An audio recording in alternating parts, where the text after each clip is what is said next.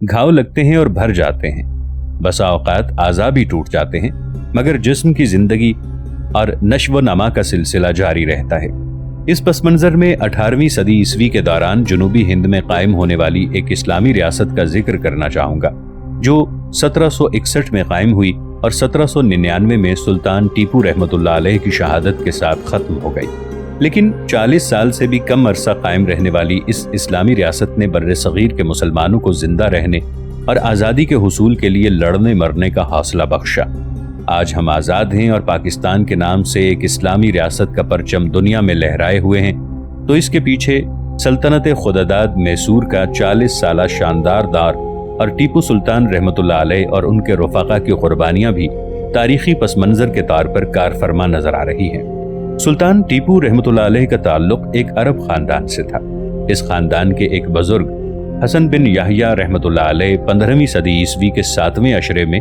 खिलाफत उस्मानिया की तरफ से मक्का मुकर्रमा के गवर्नर रहे हैं। उनके ख़ानदान के कुछ लोग तलाशी रोज़गार में बगदाद, ईरान और अफ़गानिस्तान से होते हुए पंजाब में आ बसे और एक अरसा पंजाब में गुजारने के बाद जनूबी हिंद की तरफ निकल गए। सुल्तान टीपू रहमतुल्लाह अलैह के दादा फतेह मोहम्मद मुगलिया दौर में सिपाहियाना खिदमात सरंजाम देते रहे, जबकि वालिद हैदर अली मैसूर की रियासत में राजा कृष्णा राज की फौज में एक आम सिपाही के तौर पर भर्ती हुए और खुदादाद सलाहियतों और नुमायां खिदमात की वजह से सिपा सालार के मनसब तक पहुंच गए। 1761 ईस्वी में मैसूर की रियासत राजा कृष्णा राज के साथ इर्द गिर्द के राजाओं की मुसलसल कशमकश और जंगों की वजह से सिर्फ 33 गांव तक महदूद रह गई और राजा के लिए इसको बाकी रखना भी मुश्किल हो गया। तो सिपा सालार हैदर अली ने रियासत पर कब्जा कर लिया और सल्तनत खुदादाद मैसूर के नाम से मुस्तकिल हुकूमत कायम कर ली। सुल्तान हैदर अली और उसके फर्जंद सुल्तान टीपू ने थोड़े अरसे में ही इस सल्तनत का दायरा इस कदर वसी कर लिया कि इसकी सरहद शिमाल में दरिया कृष्णा और जनूब में केरला तक फैल गई, जबकि इसका रकबा उस दौर में 80,000 मुरब्बा मील बताया जाता है। ये वो दौर था जब दिल्ली की मुगलिया सल्तनत कमजोर पड़ चुकी थी और इस पर कब्जा करने के लिए एक तरफ से अंग्रेज आगे बढ़ रहे थे, जो 1757 में बंगाल के नवाब सिराजुद्दौला शहीद को शिकस्त देकर अपनी हुकूमत को मुस्तहकम कर चुके थे, जबकि दूसरी तरफ से मरहट्टों की ताकत में मुसलसल इजाफा हो रहा था। उस दौर में हैदराबाद भी एक ताकतवर रियासत समझी जाती थी, मगर इसे अंग्रेजों ने अपने गमाश्तों के जरिए काबू में रखा हुआ था। चुनाचे उसने हमेशा इस खित्ते में अंग्रेजों का ही साथ दिया। हैदर अली की कायम करदा ये नई रियासत इन सब ताकतवरों को खटक रही थी और इन सब ने बारी बारी और फिर मुत्तहिद होकर इस सल्तनत को खत्म करने की कोशिशें की, मगर हैदर अली ने इंतहाई हौसले और तदब्बुर के साथ इन सब कुव्वतों का मुकाबला किया और सल्तनत खुदादाद का वजूद न सिर्फ कायम रखा बल्कि इसकी वुसअत, तरक्की और इस्तेहकाम में मुसलसल इजाफा होता रहा। 1767 में अंग्रेजों, मरहट्टों, हैदराबाद और तमिलनाडु की रियासत अरकाट के नवाब मोहम्मद अली की मुत्तहिदा फौज ने जनरल स्मिथ की क़यादत में सल्तनत खुदादाद पर धावा बोल दिया। 2 साल लड़ाई जारी रही, जिसमें हैदर अली को फतह हुई और मुत्तहिदा महाज को पसपाई इख्तियार करना पड़ी। 1780 में दूसरी जंग हुई, इसमें भी हैदर अली ने कामयाबी हासिल की और 1782 में हैदर अली की वफात के बाद उसका बेटा सुल्तान फतेह अली टीपू तख्त नशीन हुआ। तो ये बात वाज़ेह हो चुकी थी कि अंग्रेज, मरहट्टे और उनके साथ हैदराबाद और अरकाट की मुस्लिम रियासतें अपने पड़ोस में एक नई इस्लामी रियासत के वजूद को बर्दाश्त करने के लिए तैयार नहीं हैं और इसे हर कीमत पर ख़त्म कर देना चाहती हैं। सुल्तान टीपू एक नेकदिल, आलिम, बहादुर और हौसलामंद हुक्मरान था, जिसने तख्त संभालते ही अपने पहले ऐलान में इस बात का हल्फ उठाया था कि अंग्रेजों को इस मुल्क से बाहर निकालने के लिए जो हमारे हकीकी दुश्मन हैं, पूरे हिंदुस्तान के लोगों को मुत्तहिद करूंगा। उसने सल्तनत में इस्लामी अहकाम पर अमल का एहतमाम किया, काजी मुकर्रर किए, कुरान करीम की तालीम का एहतमाम किया और दीनी शायर व अक़दार की तरवीज की तरफ खुसूसी तवज्जो थी। उसकी दीनदारी का आलम यह था कि जब उसने शाही महल के साथ मस्जिद आला के नाम से नई मस्जिद बनवाई तो इसके इफ्तिताह के मौके पर ऐलान किया कि मेरी ख्वाहिश है कि वो बुजुर्ग पहली नमाज पढ़ाकर मस्जिद का इफ्तिताह करें जो साहिब तरतीब हों, यानी बालिग होने के बाद उनकी कोई नमाज क़ज़ा ना हुई हो। ये ऐलान सुनकर किसी को आगे बढ़ने की हिम्मत ना हुई, तो बिलाखिर सुल्तान टीपू ने यह कहते हुए खुद आगे बढ़कर नमाज पढ़ाई कि बहम्दिल्लाह मैं साहिब तरतीब हूँ। सुल्तान टीपू रहमतुल्लाह अलैह के बारे में उनके सवाने निगार लिखते हैं कि कुदरती तौर पर उनकी दाढ़ी नहीं थी, اس لیے ظاہری شکل و صورت کے لحاظ سے انہیں عالم نہیں سمجھا جاتا، ورنہ وہ پختہ عالم دین اور انتہائی نیک اور متقی شخصیت کے حامل تھے۔ سلطان ٹیپو نے انگریزوں کو ملک سے نکالنے کو زندگی کا سب سے بڑا مشن قرار دیا اور دہلی کے مغل حکمرانوں کے علاوہ حیدرآباد دکن کے نظام سے بھی بار بار رابطہ قائم کر کے انہیں سمجھانے کی کوشش کی کہ وہ اسے اپنا حریف نہ سمجھیں اور ساتھ دیں تاکہ سب مل جل کر انگریزوں سے ہندوستان کو خالی کرا سکیں۔ لیکن حیدرآباد دکن کے مسلمان حکمرانوں نے اس بات پر کبھی توجہ نہ دی، حتیٰ کہ ایک موقع پر سلطان ٹیپو کی طرف سے آپس میں رشتہ داریاں قائم کرنے کی تجویز بھی مسترد کر دی اور ہمیشہ انگریزوں کا ساتھ دیا۔ سلطان ٹیپو نے اپنی ریاست میں انگریزوں کے ساتھ تجارت کو ممنوع قرار دیا اور غیر ملکی مصنوعات پر پابندی لگا کر ریاست میں ہتھیار سازی، گھڑی سازی، برتن سازی اور قینچی سازی کے بڑے بڑے کارخانے بنوائے اور زراعت کو ترقی دینے کے لیے اقدامات کیے۔ خود سلطان ٹیپو غیر ملکی مصنوعات کے استعمال سے گریز کرتے تھے اور انہوں نے ہمیشہ دیسی کپڑا پہنا۔ سلطان ٹیپو نے خلافت عثمانیہ کے سلطان سلیم کو 2 بار وفد بھیج کر پیشکش کی کہ انگریزوں سے خلافت عثمانیہ اور ہندوستان دونوں کو خطرہ ہے، اس لیے اگر خلیفہ عثمانی عدن کی بندرگاہ سلطان ٹیپو کو کرائے پر دے دے تو انگریزوں کے خلاف جنگی محاذ کو مزید مضبوط بنایا جا سکتا ہے۔ سلطان سلیم نے خلافت کی طرف سے سلطان ٹیپو کی بادشاہت کی توثیق تو کر دی، مگر انگریزوں کے خلاف اس کا ساتھ دینے سے انکار کر دیا، بلکہ سلطان ٹیپو کو مشورہ دیا کہ وہ انگریزوں سے دشمنی ترک کر کے ان سے دوستی کر لے۔ سلطان ٹیپو نے افغانستان کے حکمران زمان شاہ سے رابطہ کیا کہ وہ اگر ادھر سے یلغار کرے تو سلطان ٹیپو جنوب سے پیش رفت کرے گا اور دونوں مل کر انگریزوں کو ہندوستان سے باہر نکال دیں گے۔ ناظرین، آگے بڑھنے سے پہلے کامنٹ سیکشن میں ہمیں اپنی آراء سے ضرور آگاہ کیجیے گا کہ آپ کو ہماری یہ سیریز کیسی لگ رہی ہے۔ آئندہ آنے والی اقساط سے باخبر رہنے کے لیے ہمارے چینل کو سبسکرائب کر لیں اور ساتھ موجود بیل آئیکن کو ضرور کلک کر لیں۔ شکریہ۔ زمان شاہ جو احمد شاہ ابدالی کا پوتا تھا، اس نے سلطان ٹیپو کی یہ پیشکش قبول کر لی اور 30,000 سے زائد فوج لے کر کابل سے چل پڑا، مگر انگریزوں نے ایران کے بادشاہ کو کسی طرح ورغلا کر افغانستان پر اس سے حملہ کرا دیا اور شیعہ سنی کشمکش کو ابھار کر ہرات کے گورنر کو زمان شاہ کے خلاف بغاوت پر اکسایا، جس کی وجہ سے زمان شاہ سلطان ٹیپو کی مدد کے لیے نہ پہنچ سکا اور اسے راستے سے واپس جانا پڑا۔ خلافت عثمانیہ کو سلطان ٹیپو نے باہمی معاہدے کی تحریری پیشکش کی، جس کے اہم نکات یہ ہیں: نمبر 1، عدن کی بندرگاہ سلطان ٹیپو کو کرائے پر دے دی جائے۔ نمبر 2، انگریزوں کے خلاف خلافت عثمانیہ کے فوجی تعاون کے اخراجات سلطان ٹیپو برداشت کرے گا۔ نمبر 3، خلافت عثمانیہ کو انگریزوں کے خلاف تعاون کی ضرورت پڑنے پر سلطان ٹیپو اپنے خرچے پر فوجی تعاون جاری رکھے گا۔ مگر سلطان ٹیپو کی یہ تمام کوششیں رائیگاں گئیں اور انگریزوں کے خلاف اسے جنگ نہ صرف یہ کہ تنہا لڑنا پڑی، بلکہ پڑوس کی 2 مسلم ریاستوں حیدرآباد اور ارکاٹ نے انگریزوں کے ساتھ متحدہ محاذ میں شامل ہو کر سلطان ٹیپو کا مقابلہ کیا۔ سلطان ٹیپو پورے شعور کے ساتھ انگریزوں کو اسلام اور مسلمانوں کے خلاف ایک بڑا خطرہ سمجھتا تھا، اور اس نے ایک جنگ کے موقع پر انگریز جنرل میکلوڈ کو اپنے خط میں لکھا: مستند کتابوں سے ظاہر ہے کہ آپ جو اپنے آپ کو مسیح علیہ السلام کا پیروکار کہتے ہو صحیح نہیں ہے۔ یہ دعویٰ آپ کا غلط ہے، کیونکہ اصلی انجیل میں تثلیث کی پرستش کی ہدایت نہیں ہے، یہ تو صرف مشرکین کا رویہ ہے۔ حضرت عیسیٰ علیہ السلام نے صرف ایک خدا کی عبادت کا حکم دیا تھا۔ تم لوگوں نے انجیل کی تعلیم کے خلاف شراب پینا، خنزیر کا گوشت کھانا اور سود کھانا شروع کر دیا ہے، اور ہر وہ کام جو نہ صرف مذہبی بلکہ انسانی نقطہ نظر سے بھی ممنوع ہے اختیار کیا ہے۔ اللہ تعالیٰ اور اس کے پیغمبر حضرت مسیح علیہ السلام اور تمام برگزیدہ لوگ تم سے نفرت و کراہت کرتے ہیں، اس لیے تم سے لڑنا واجب ہے۔ اس کیفیت میں انگریزوں نے حیدرآباد، مرہٹوں اور ارکاٹ کو ساتھ ملا کر متحدہ محاذ بنا لیا اور سلطنت خداداد میسور کو صفحۂ ہستی سے مٹانے کا فیصلہ کر لیا۔ انگریز گورنر جنرل لارڈ ویلزلی نے سلطان کو دھمکی دی کہ اس نے برطانیہ کے دشمن فرانسیسیوں کو فوج میں بھرتی کیا ہوا ہے،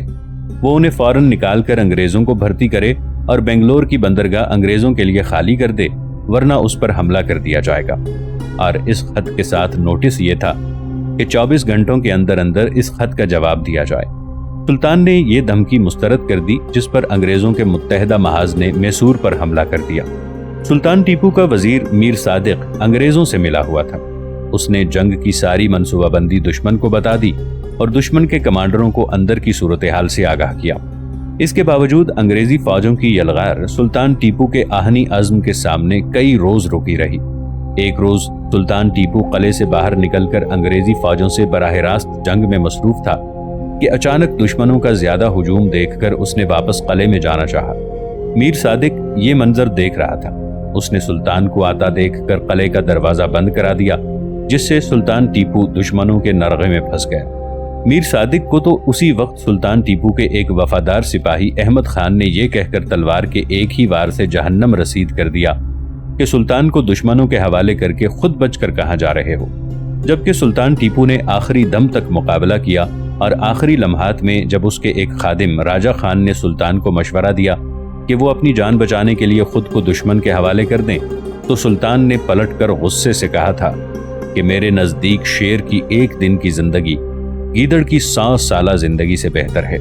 اور اس طرح سلطان ٹیپو رحمۃ اللہ علیہ نے بہادری کے ساتھ لڑتے ہوئے 4 مئی 1899 کو جام شہادت نوش کیا۔ سلطان کی ناش پر کھڑے ہو کر انگریز کمانڈر فرت مسرت سے چیخ اٹھا کہ آج سے ہندوستان ہمارا ہے، اور اس طرح سلطان ٹیپو کے ساتھ ہی اس کی اسلامی ریاست بھی دنیا کے نقشے سے معدوم ہو گئی۔ امارت اسلامی افغانستان کا خاتمہ اور نئی افغان حکومت کے رجحانات۔ 11 دسمبر سن 2001 کابل پر امارت اسلامی افغانستان کا کنٹرول ختم ہو گیا ہے، اور اس کی جگہ سنبھالنے والے شمالی اتحاد کے وزیر انصاف نے ابھی سے یہ کہنا شروع کر دیا کہ طالبان کے سخت قوانین ختم کر دیے جائیں گے اور کسی کو ہاتھ کاٹنے، سنگسار کرنے اور کوڑے مارنے کی سزا آئندہ نہیں دی جائے گی، بلکہ صدر داؤد خان کے دور کے قوانین واپس لائے جائیں گے، جن کے بارے میں ایک قومی اخبار نے 1 دسمبر کو یہ خبر شائع کی کہ کابل کے ایک 25 سالہ شخص نے بتایا کہ اسے طالبان حکومت نے اس جرم میں 1 سال قید کی سزا دی تھی کہ اس نے گرل فرینڈ رکھی ہوئی تھی، جبکہ صدر داؤد خان کے دور میں اسے جرم تصور نہیں کیا جاتا تھا۔ اس سے بخوبی اندازہ کیا جا سکتا ہے کہ کابل کی نئی حکومت کے رجحانات کیا ہیں، اور طالبان حکومت نے شرعی نظام کے نفاذ کو جہاد افغانستان کا منطقی تقاضا قرار دیتے ہوئے اس کی طرف جو پیش رفت کی تھی اسے کابل کی نئی حکومت کس حد تک جاری رکھنے کے لیے تیار ہوگی۔ جہاں تک شرعی قوانین کے نفاذ کو جہاد افغانستان کا منطقی تقاضا قرار دینے کا تعلق ہے، اس میں کوئی شک نہیں کہ روسی استعمار کے خلاف جہاد کا اعلان ہی اس بنیاد پر ہوا تھا کہ کمیونزم کا کافرانہ نظام نافذ ہو گیا ہے، اور اسے ختم کر کے شرعی نظام کا نفاذ مسلمانوں کی دینی ذمہ داری ہے۔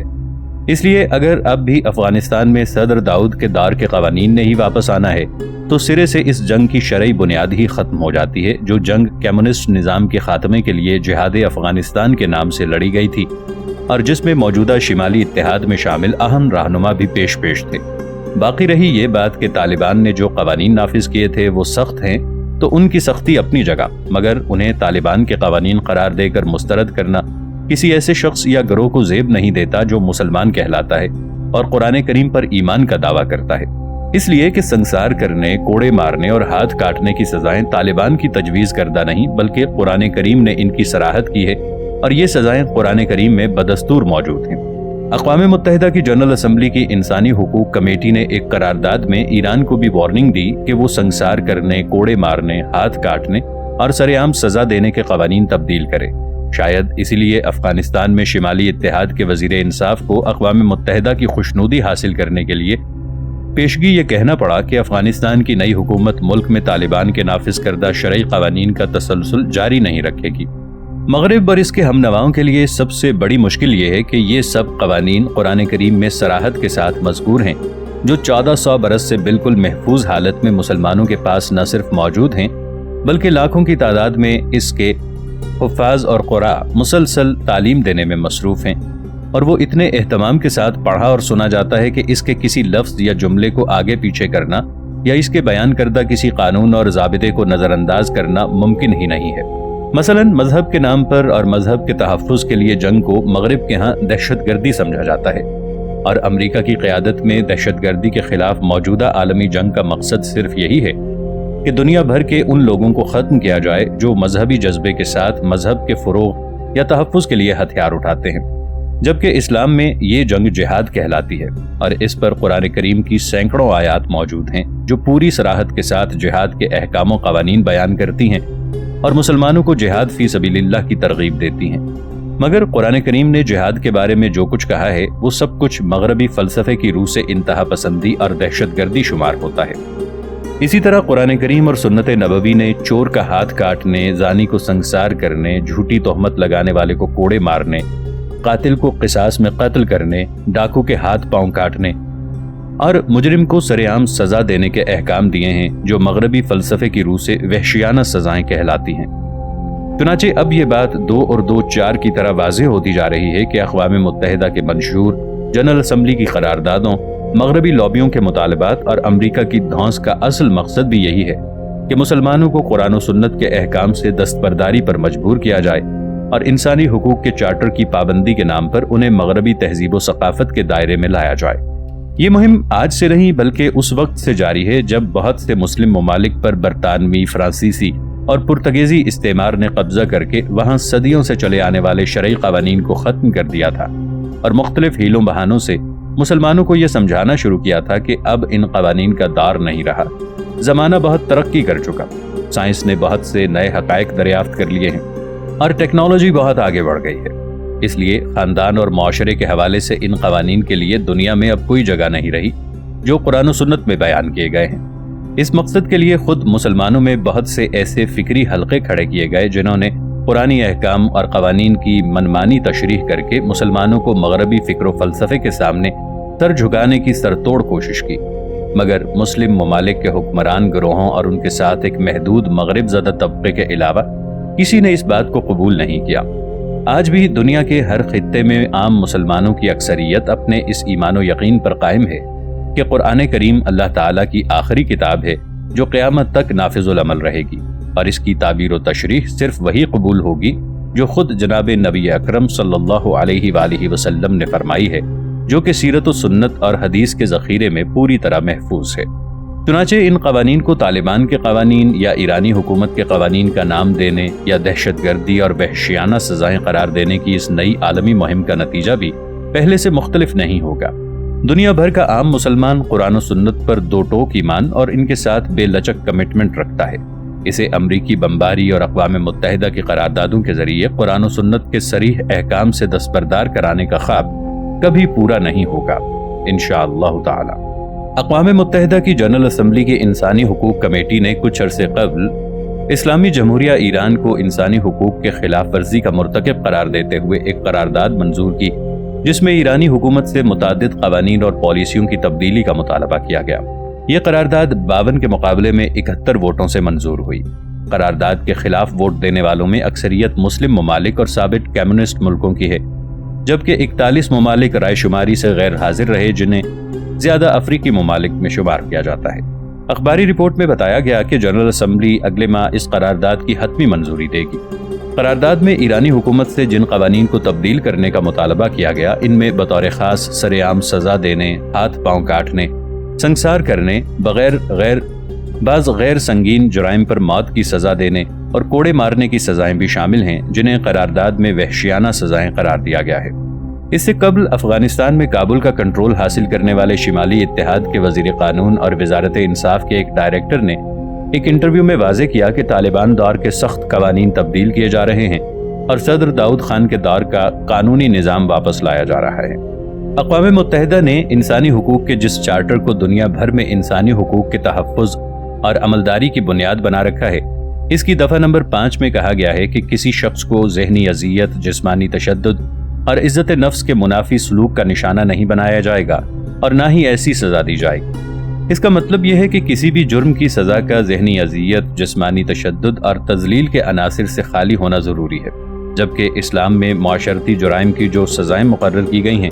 ان میں یہ تینوں باتیں پائی جاتی ہیں۔ مثلا سورہ مائدہ کی آیت نمبر 33 میں کہا گیا ہے کہ ڈکیتی اور قتل کے مرتکب افراد کے ہاتھ پاؤں کاٹے جائیں اور انہیں سولی پر لٹکا دیا جائے۔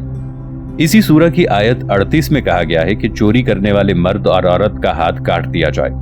سورہ نور کی آیت 2 میں کہا گیا ہے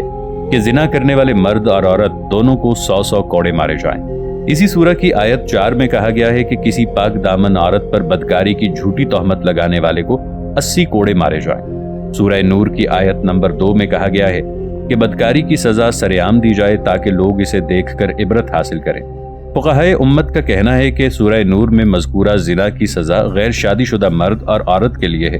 جبکہ شادی شدہ مرد اور عورت زنا کے مرتکب ہوں تو तौरात में उनके लिए संसार करने की सजा मुकर्रर थी,